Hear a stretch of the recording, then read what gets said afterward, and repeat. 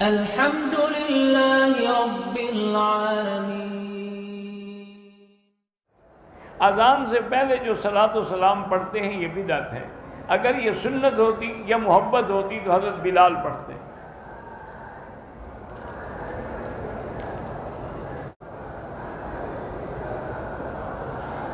کہتے ہیں جی کہ شہید زندہ ہیں اور قرآن میں ہے کہ ان کو رزق بھی دیا جاتا ہے۔ ان کو کہاں سے رزق دیا جاتا ہے؟ تمہارے گھر سے نہیں دیا جاتا، اللہ دیتے ہیں۔ تم نے کبھی بھیجا ہے ان کو رزق؟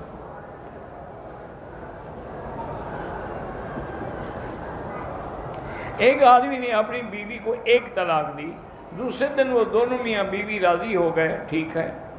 پھر اس کے 1.5 سال کے بعد میاں نے پھر ایک طلاق دی، پھر 1-2 دن کے بعد راضی ہو گئے، اب پھر 2 سال کے بعد میاں نے ایک طلاق دی، اب 3 طلاقیں ہو گئی، اب اس پر حلال نہیں ہو سکتی، وہ ہمیشہ کے لیے حرام ہو گئی۔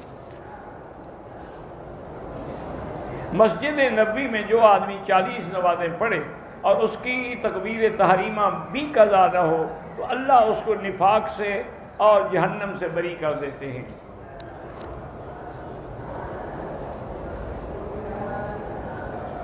مسجد نبوی میں جاتے ہوئے اچھی بات ہے کہ پہلے غسل کرے، اچھے کپڑے پہنے، خوشبو لگائے، پھر ادب سے جا کے داخل ہو۔ سنی شیعہ کا نکاح نہیں ہو سکتا،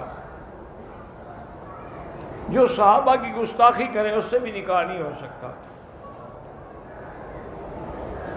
50 طواف کے بارے میں ایک حدیث میں ہے کہ اللہ اس کو جہنم سے آزادی دیں گے۔ فون پر نکاح نہیں ہو سکتا،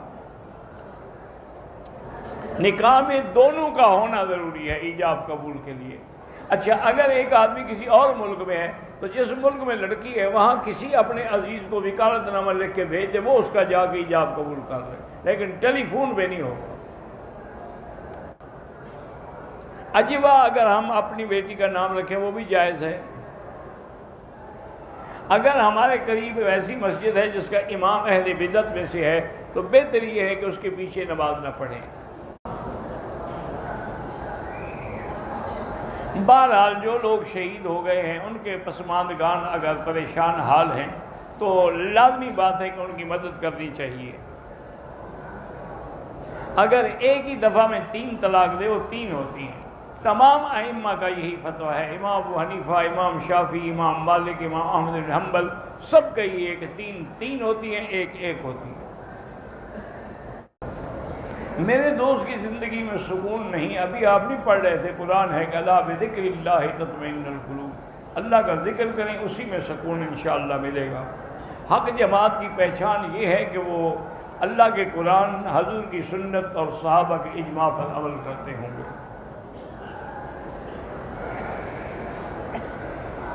میں نے ایک آدمی سے قرضہ لینا تھا، اس کو میں نے معاف کر دیا لیکن وہ دینا چاہتا، ٹھیک ہے اس کی مرضی ہے، آپ لے لیں، کسی اور نیک کام میں لگا دیں۔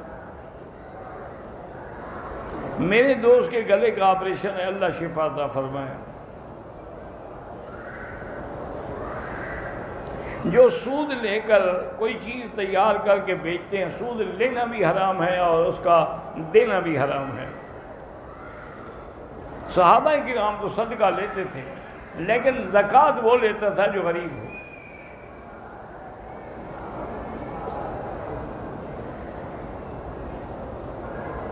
اگر ایک آدمی سفر پہ جا رہا ہے، ایئرپورٹ میں مغرب کا وقت ہو گیا، اب مغرب پڑھ لے اور آگے خدشہ ہے اس کو کہ مجھے جہاز میں پانی اور جگہ نہیں ملے گی، تو کیا اس کے بعد عشاء بھی پڑھ سکتا ہے؟ ہاں پڑھ سکتا ہے، جمع کر سکتا ہے۔